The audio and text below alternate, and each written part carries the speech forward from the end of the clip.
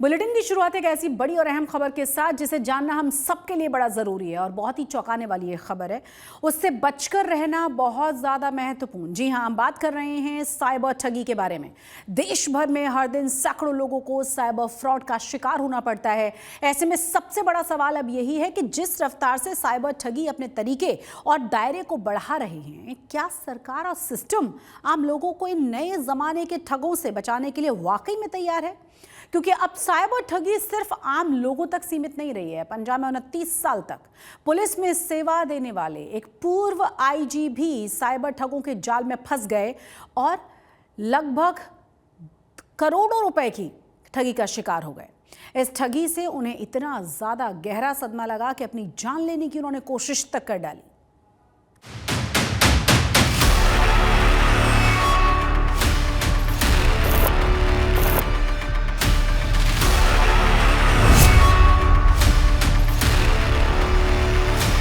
पंजाब के पूर्व आईजी अमर सिंह चहल के साथ जिस तरह से पूरे 8 करोड़ 10 लाख का साइबर फ्रॉड हुआ है और पंजाब के पूर्व आईजी ने 8 करोड़ 10 लाख की साइबर ठगी के बाद अपनी रिवॉल्वर से खुद को गोली मारकर सुसाइड करने की कोशिश की, उसने देश भर में ठगी के इस नए दौर की चर्चा फिर से शुरू कर दी है।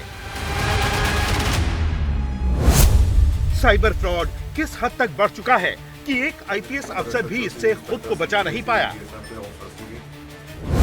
जिन अमर सिंह चहल ने 29 साल तक पुलिस की नौकरी की, जो अमर सिंह चहल अमृतसर के पुलिस कमिश्नर रहे, जो अमर सिंह चहल डीआईजी पटियाला रेंज रहे, जो अमर सिंह चहल डीआईजी फिरोजपुर रेंज रहे, जो अमर सिंह चहल पंजाब पुलिस में कई अहम पोस्टों पर रहे, वो साइबर ठगी का शिकार हो जाते हैं। न जाने अमर सिंह चहल का 29 साल के पुलिस करियर में कैसों कैसों से पाला पड़ा होगा, कितने केस सुलझाए होंगे, लेकिन ऑनलाइन ठग पूर्व आईजी से भी 8 करोड़ 10 लाख रुपए ठग लेते हैं और अमर सिंह चहल टेंशन में आकर खुद को गोली मारकर आत्महत्या की कोशिश करते हैं।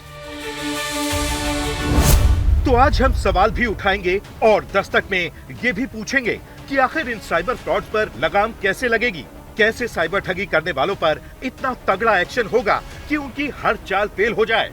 देश भर में न जाने कितने लोग हैं जिनके साथ हर दिन साइबर फ्रॉड, ठगी और धोखाधड़ी हो रही है और वो ऑनलाइन ठगी का शिकार होकर पुलिस और थानों के चक्कर काट रहे हैं।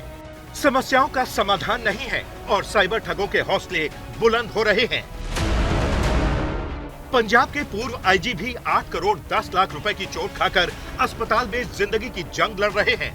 अमर सिंह चहल को छाती के पास गोली लगी है जिससे उनके लीवर को नुकसान पहुंचा है। उन्होंने साइबर ठगी के बाद पंजाब के डीजीपी के नाम 12 पेज का सुसाइड नोट भी लिखा। इस सुसाइड नोट में उन्होंने बताया कि कैसे उनसे 8 करोड़ 10 लाख रुपए ठग लिए गए। उनके साथ निवेश के नाम पर ठगी की गई, वेल्थ इक्विटी एडवाइजर बताकर पैसे ठगे। ठग ने खुद को डीबीएस बैंक का सीईओ बताया, आईपीओ और ओटीसी ट्रेड में मुनाफे का झांसा दिया। 3 खातों से 8 करोड़ से ज्यादा रुपए ट्रांसफर किए। डैशबोर्ड पर दिख रहा मुनाफा फर्जी निकला। पैसे निकालने की कोशिश पर शुरू हुई उगाही। यानी साइबर ठगों ने पूर्व आईजी अमर सिंह चहल को ऑनलाइन निवेश और हाई रिटर्न स्कीम के जरिए निशाना बनाया। शुरुआत में छोटी रकम लगवाई गई और कुछ मुनाफा भी दिखाया गया जिससे उनका भरोसा बन सके। सुसाइड नोट के मुताबिक अमर सिंह को ठगों ने इस तरह फंसाया था जिससे वो निकल ही नहीं पा रहे थे। अमर सिंह ने 3 बैंक खातों से 8 करोड़ से ज्यादा की रकम ट्रांसफर की। ये खाते एक्सिस, एचडीएफसी और आईसीआईसीआई बैंक में थे। इनमें से 7 करोड़ रुपए पूर्व आईजी ने उधार लिए थे। सुसाइड नोट में अमर सिंह ने bank details, IFSC code, transaction record भी दिखाए हैं। हम कुलीग हैं, बैचमेट्स रहे हैं।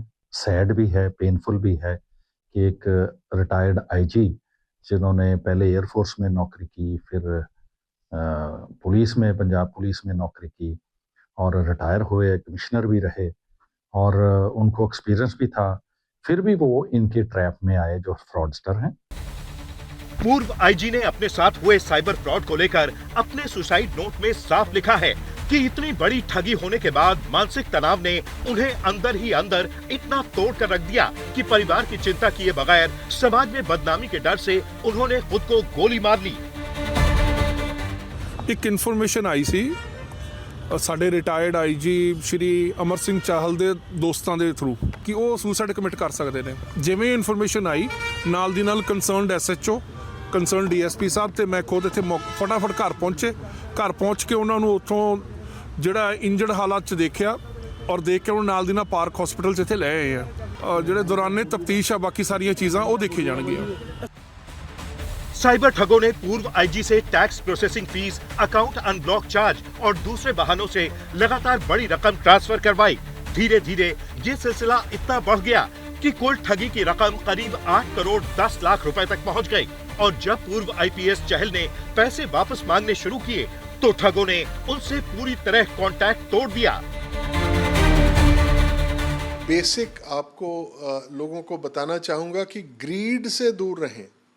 ये सब लालच देके आपको फंसाते हैं और मनी मल्टीप्लाई करने के चक्कर में और जल्दी पैसा बनाने के चक्कर में लोगों को फंसा लिया जाता है, नंबर 1।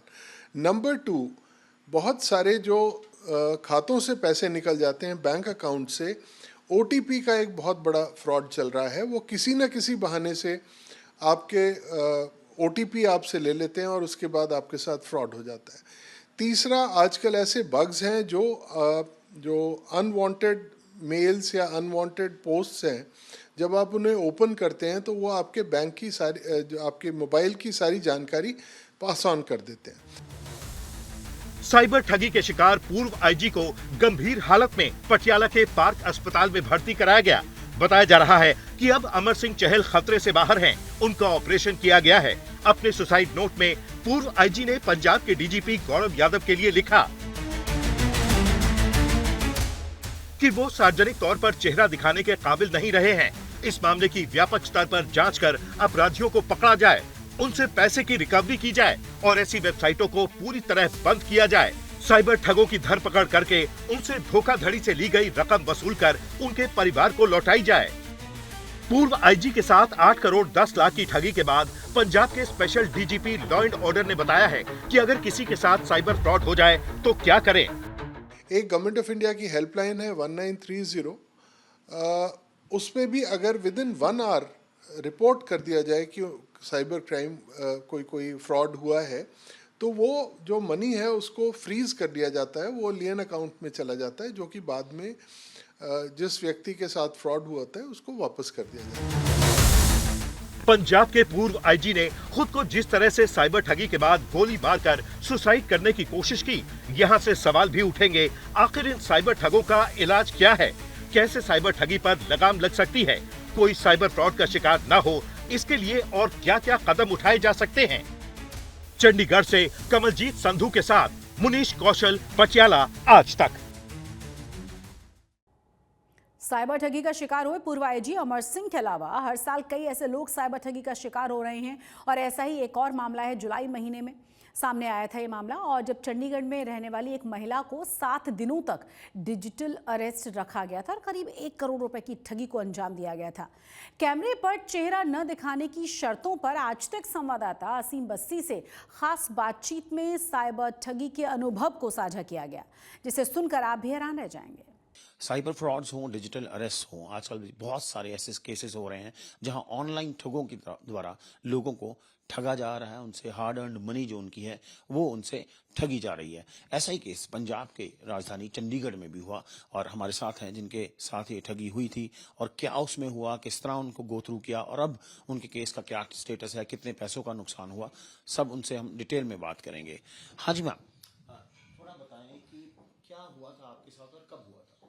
ये मेरे साथ हुआ था 11 जुलाई को। मेरे को call I from the telecom sector. He says, मेरे को बोलता है मैं जूनियर इंजीनियर बात कर रहा हूँ, आपने अपने सेल फोन में 2 सेकंड सिम रखा हुआ है जो फ्रॉडुलेंटली बुरे कामों में यूज हो रहा है। तो मैंने कहा मेरे पास तो कोई सेकंड सिम है ही नहीं। तो कहता है नहीं जी, आप को रिपोर्ट करना पड़ेगा पुलिस स्टेशन दिल्ली में कुकरडुमा कोई जगह का नाम बताया उसने। I said I have no such thing, आप मेरे को ऐसे मत प्रेशराइज करो। कहते जी अगर आपको एनओसी चाहिए, आपको इस केस में से निकलना है, तो आपको तो पुलिस के साथ कांटेक्ट करना पड़ेगा। मैंने उनको बता दिया है, मैं जूनियर इंजीनियर हूँ, मेरे को और कुछ नहीं पता। सो आई टुक इट, मैंने सोचा कि हाँ शायद जूनियर इंजीनियर होगा। और तुरंत ही बाद मेरे को दिल्ली पुलिस के बैज के साथ एक फ़ोन कॉल आता है कि मैं दिल्ली पुलिस सीबीआई ब्रांच से बात कर रहा हूँ।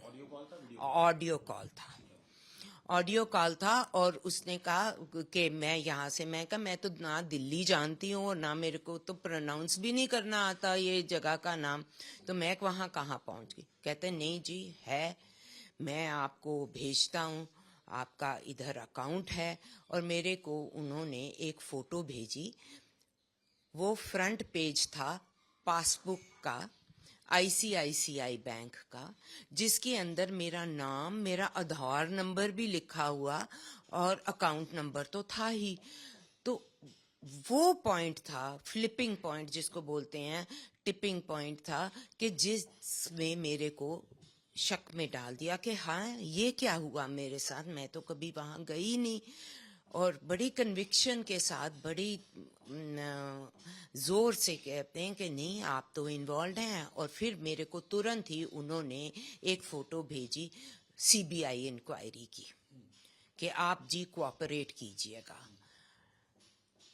मेरे को जिसको बोलते हैं ना डर एकदम पकड़ लिया। मैंने कहा आप बताओ मेरे को क्या करना पड़ेगा। तब इनकी ये हैरेसमेंट और जिसको बोलते हैं ना माइंड गेम्स शुरू हो गई।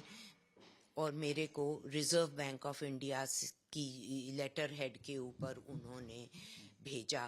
फिर उन्होंने एक फ़ोटो भेजी जिसके अंदर 3-4 क्रिमिनल्स थे जो मनी लॉन्ड्रिंग में, वो कहते हैं कि उन्होंने पकड़े कि आप भी, आपका नाम इन जो ये हमने अरेस्ट, अंडर अरेस्ट बंदे लिए हुए हैं 4, उसमें एक लेडी थी और 3 आदमी थे। इन्होंने आपका नाम स्पेसिफिकली लिया है, आपको अगर इसमें से निकलना है तो आप अपने फंड्स शो करो। मैंने कहा ठीक है फंड्स शो कर देती हूँ। जब मैंने अपने फंड्स की बात की, कहते आपको तो इनको सेफ कस्टडी में, दे used the word safe custody with Reserve Bank of India। और उन्होंने साई जी, मिस साई जी का नाम लिया कि वो सेक्रेटरी हैं, उनके अंडर ये सब कुछ है, अगर आपने अपने आप को क्लियर करना है। ऐसे मेरे को उन्होंने हैरेस कर करके पहले मेरे अकाउंट, सेविंग अकाउंट में से पैसे लिए। फिर कहते हैं नहीं आपके पास तो और भी पैसे हैं। जब मैंने कहा नहीं मैं तो और पैसे नहीं दूंगी, तो इन्होंने मेरे बच्चों के ऊपर, हमको पता है, इनको पता नहीं कैसे पता चला कि मेरे बच्चे कहाँ पे हैं। हम उनको नौकरी से निकाल देंगे, हम उनका ट्रैवल बंद करवा देंगे, हम उनका एयरपोर्ट पे अगर वो लैंड किए तो हम अरेस्ट करवा देंगे। ये सारी बातें जिसके कारण मैं बहुत ज़्यादा डिप्रेशन और डर में पड़ गई और मैंने अपने पैसे उनके साथ शेयर किए। मेरे 1 करोड़ के करीब सेविंग्स और सारे सब कुछ मिला के गया।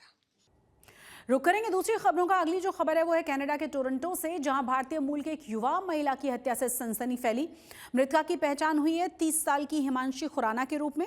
वहीं हिमांशी मर्डर केस में टोरंटो पुलिस ने आरोपी की तलाश तेज की है। पुलिस के मुताबिक आरोपी टोरंटो का ही रहने वाला था और अब्दुल गफूरी है।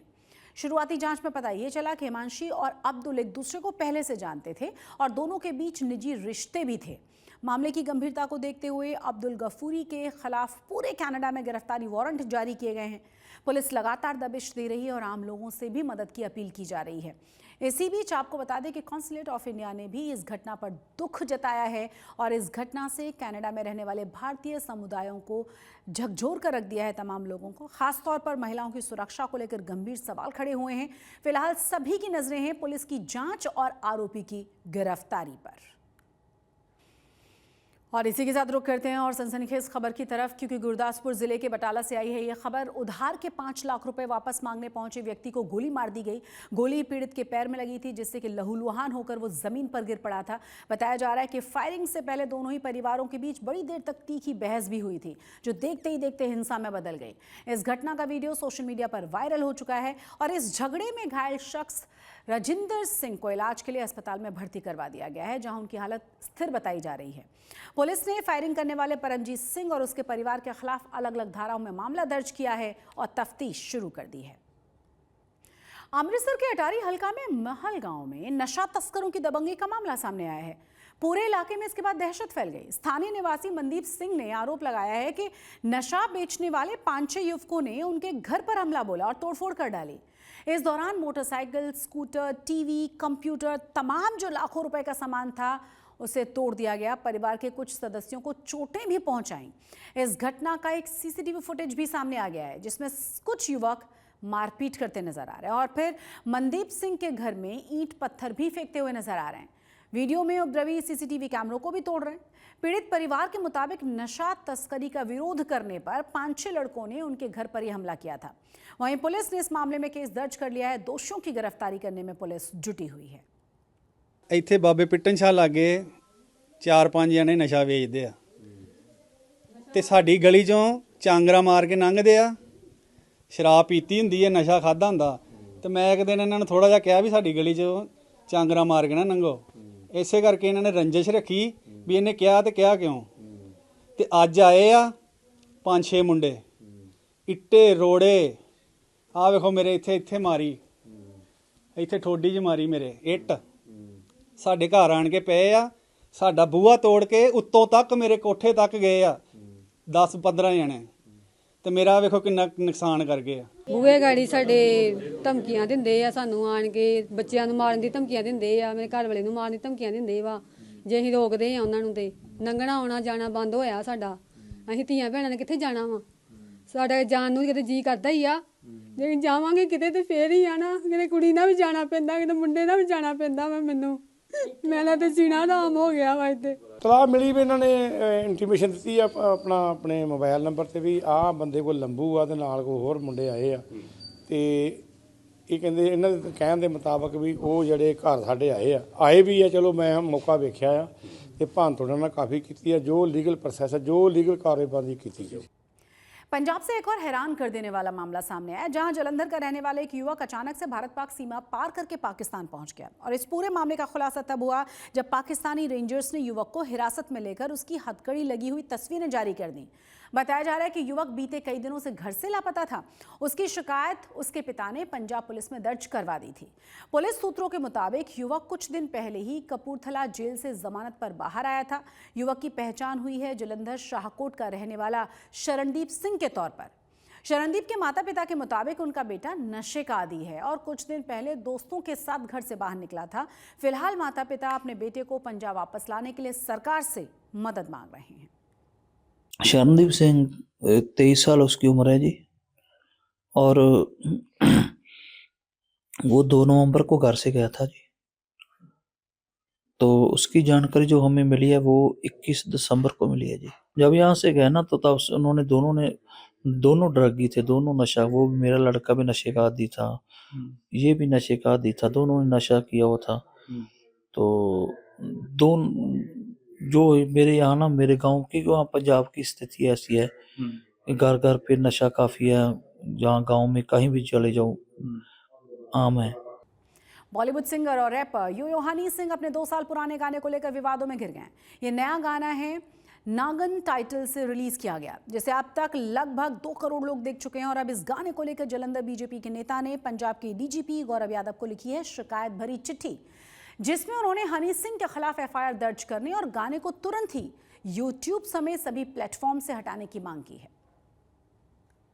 हनी सिंह ने नागण ना दी जिहड़ी वीडियो बना के यूट्यूब ते प्रमोट कीती है, जिहड़ा सॉन्ग रिलीज कीता, मैनूं बहुत इतराज है उस दे उत्तर। मैं सरकार नूं बेनती करदा कि हनी सिंह दे उत्ते तुरंत जिहड़ी है एफआईआर दर्ज कीती जावे आईटी एक्ट दे तहत। ਤੇ ਪੰਜਾਬੀ ਦੇ ਸਾਰੇ ਹੀ ਜਿਹੜੇ ਕਲਾਕਾਰ ਆ ਇਹਨੂੰ ਬਾਈਕਾਟ ਕਰਨ, ਪੰਜਾਬੀ ਦੇ ਸਾਰੇ ਲੋਕ ਇਹਨੂੰ ਬਾਈਕਾਟ ਕਰਨ ਤਾਂ ਕਿ ਇਹਨੂੰ ਸਮਝ ਲੱਗੇ ਕਿ ਸਾਡੇ ਪੰਜਾਬ ਦੇ ਵਿੱਚ ਜਿਹੜੀ ਅਸ਼ਲੀਲਤਾ ਫੈਲਾਉਣ ਦਾ ਕੀ ਖਾਮਿਆਜਾ ਜਿਹੜਾ ਭੁਗਤਣਾ ਪੈਂਦਾ ਹੈ।